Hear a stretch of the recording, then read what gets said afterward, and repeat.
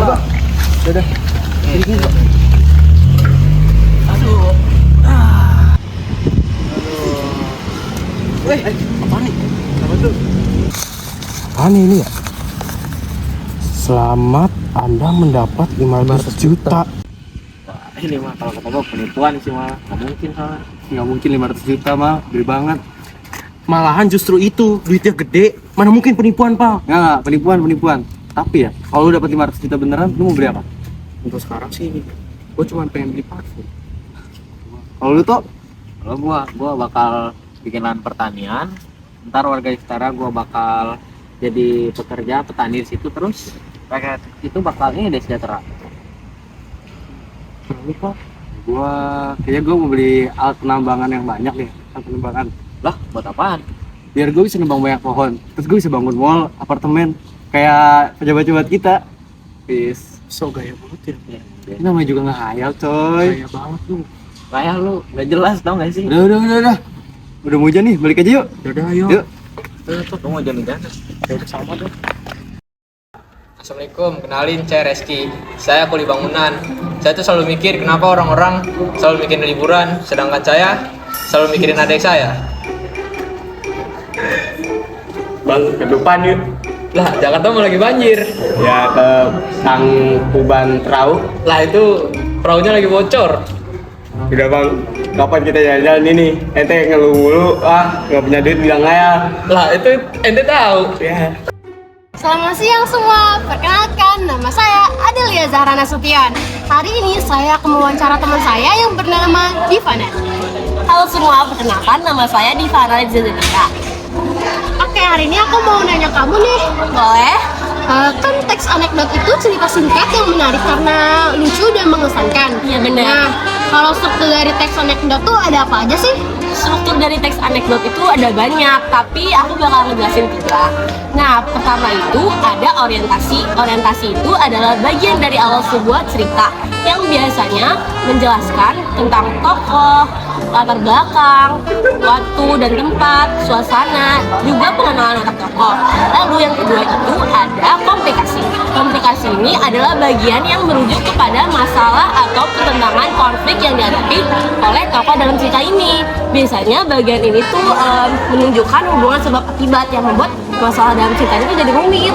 Terus yang terakhir itu ada evaluasi. Evaluasi ini adalah bagian yang menunjuk kepada pemecahan masalah atau solusi yang bisa dihadapi untuk masalah dari komplikasi tersebut. Oh, begitu. Iya begitu. Terima kasih ya, Jeje. Iya sama-sama. Sekian wawancara hari ini. Dadah.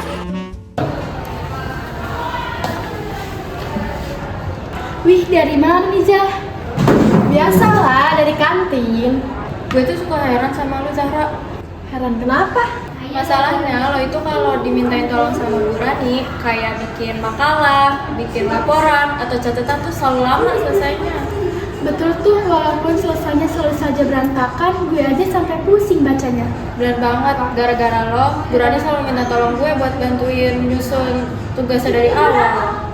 Ah, udahlah, kita ini kan teman, harus saling membantu, santai aja lah. Teman-teman yang lain pada ngomong lah, kata mereka, kapan sih si Zahra itu bisa tanggung jawab dulu, soalnya dia juga salah ngerjain tugas. Lo tahu, gue pernah ditanyain sama anak kelas sebelah, katanya, kapan sih si Zahra nggak santai-santai lagi, padahal tugasnya belum selesai. Capek tau, ditanyain gitu terus. Bilang aja, emang kalian gak pernah lihat gue cepet tanggap pas disuruh sama guru? Memang kapan aku pernah begitu? Minggu lalu, waktu Walas kita manggil gue buat ngambil amplop uang kas kelas dari bendahara. Pantes cepet tanggap orang soal uang. Aduh, mulai haus banget, mana hujan lagi ya. Aduh.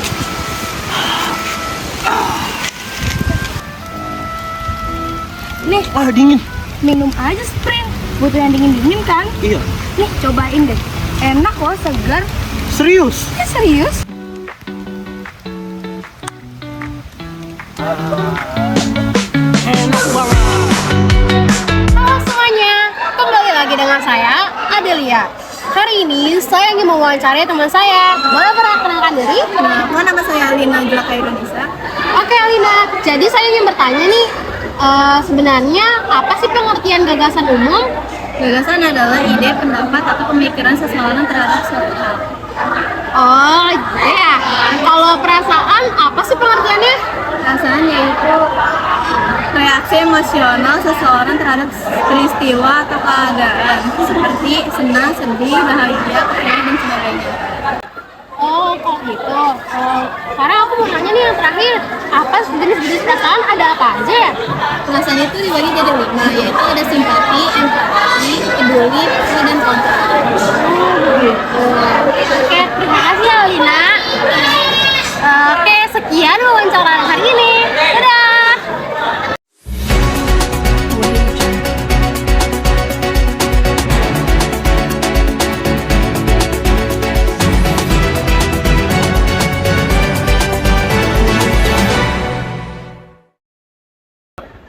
Selamat siang pemirsa, kembali lagi dengan saya Adelia di acara berita The Go TV. Hari ini saya akan membawakan berita terkini dan terpercaya.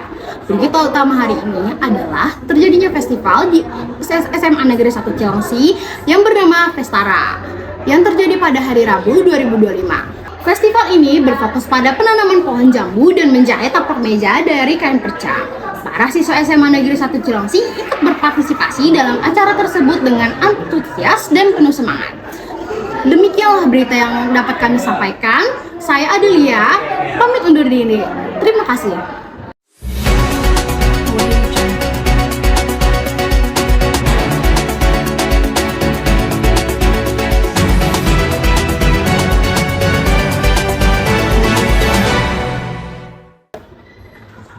Halo, selamat sore pemirsa. Kembali lagi bersama saya di acara liputan The Go TV.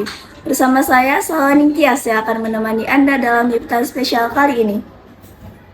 Di SMA 1 Chelsea kembali menggelar ajang bergengsi tahunan Adidra Cakra Competition 3, lomba baris berbaris PBB yang menjadi wadah bagi para paskibra muda untuk menyalurkan kemampuan, disiplin, serta semangat juang mereka dalam seni baris berbaris yang penuh kekompakan.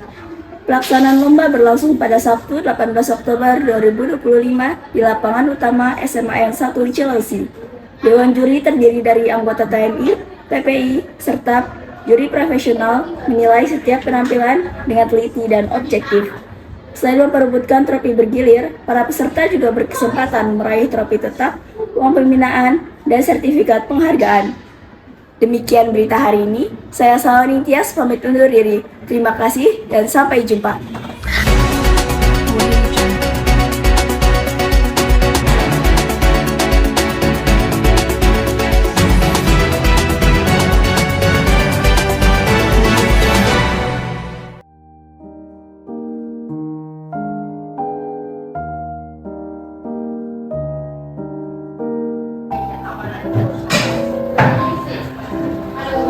Zemar, itu di samping kamu apa?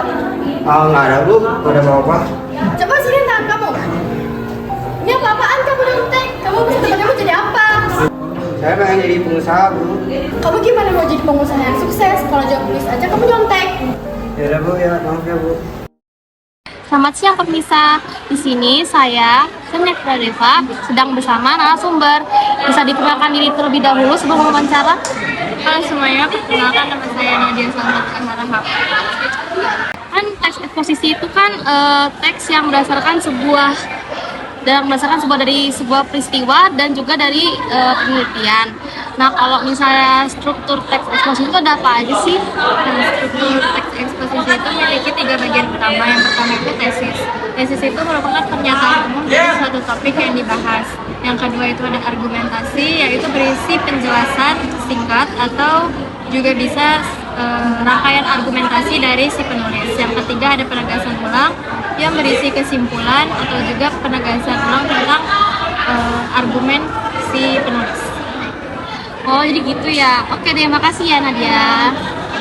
Halo semua, kembali lagi di sesi tanya jawab bersama aku Zanya Kadeva. Hari ini aku akan mewawancari siapa ya? Bisa memperkenalkan diri terlebih dahulu? Nggak mau. Kenapa nggak mau? Mau. Perkenalkan, nama saya Nova Paudi Nazar. Oke, jadi teks anekdot itu bisa nggak sih dibikin dalam bentuk gambar gitu? Bisa banget, namanya itu comic strip. Oh, terus langkah-langkah cara buatnya gimana tuh?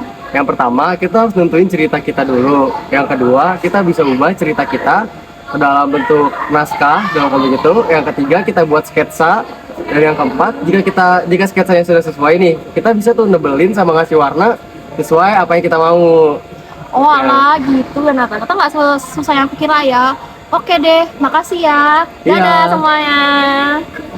Duh, tugas saya baik juga ya. Bener banget. Capek banget gua. Lapar gak sih? Lapar banget gua. Ya. Gua BTW bawa cemilan nih. Habis tadi. Lu mau nggak? Ih, mau banget. Hello, Pandu. Hello Pandu, semua suka beatnya. Beatnya enak, isinya rasa coklat dan strawberry. Hello Pandu, semua suka biskuitnya. Beatnya enak, isinya rasa coklat dan strawberry. Hello Pandu, biskuit ini yang enak. Halo, hai, kembali lagi di sesi tanya jawab. Nah, kali ini aku mau ngincer orang buat ditanya. Oke. Oke, maaf sebelum lanjut ke jalan nih, boleh nggak sih nanya? Aku nanya dulu ke kamu, tapi sebelum nanya itu boleh tolong memperkenalkan diri terlebih dahulu? Ntar dulu, tadi mbaknya ngagetin saya dan itu cukup nggak sopan menurut saya nih, kayak diinterogasi saya. Aduh, mbaknya nih. Nah, biar lebih santai dulu dan sopan ya. Kenapa nggak mbaknya dulu yang kenalan? Oke, sebagai permintaan maaf, saya akan memperkenalkan diri terlebih dahulu. Jadi nama saya itu Zanya Firadeva. Ya, gitu. Oke. Nama saya Alvisto Bayu Afianto. Oh, siap. Agusto, oke. Jadi, aku mau nanya apa sih istilah-istilah dalam teks anekdot itu, boleh nanya nggak sih? Itu apa aja? Oh, boleh dong. Yang pertama itu ada setup. Setup merupakan bagian tidak lucu yang berperan sebagai pengantar lelucon yang disampaikan. Bagian ini biasanya berisi informasi. Yang kedua adalah punch. Punch atau punchline merupakan bagian yang mengandung unsur humor dan seharusnya mengandung thriller atau penonton.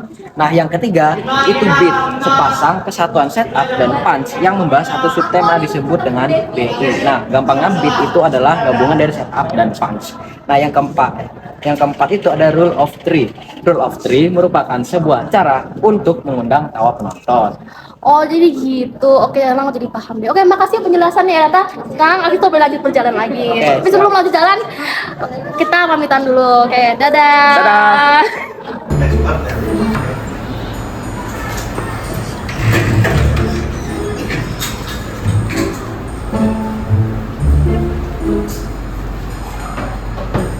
Langganan nih. Waalaikumsalam. Bayu, ibu dengar kamu gak ikut olahraga lagi. Padahal katanya kamu pengen jadi tentara kan? Iya Bu, tapi kan tentara juga butuh makan, biar kuat. Jadi saya latihan dulu di kantin. Tapi latihan di kantin itu bukan latihan fisik, nak. Kalau kamu gini terus, gimana coba mau jadi tentara? Tenang aja Bu, semua akan indah pada waktunya.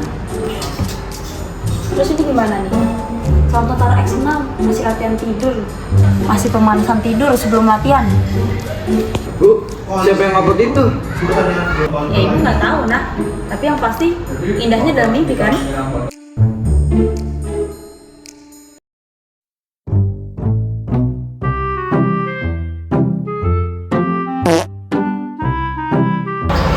Aldo, kenapa kamu buang sampah sembarangan? Maaf Yasmin, kenapa sih emang teman-teman lain juga buang sampah sembarangan? Tapi kamu gak harus ikutan yang lain dong, kan kamu cita-citanya jadi pelayar. Gimana sih? Justru karena cita-cita aku jadi pelayar, aku buang sampah sembarangan. Maksud kamu apa sih, Aldo? Kalau banjir kan aku bisa bikin perahu. Nah, kalau aku dapat perahu, aku akan menyewa-nyewakan untuk orang yang membutuhkan. Apaan sih, Aldo? Pokoknya kita harus jaga kebersihan. Selamat siang semua. Hari ini saya ingin mewawancara teman saya, Iren Nehemia. Oke Iren, aku mau nanya nih. Apa tuh?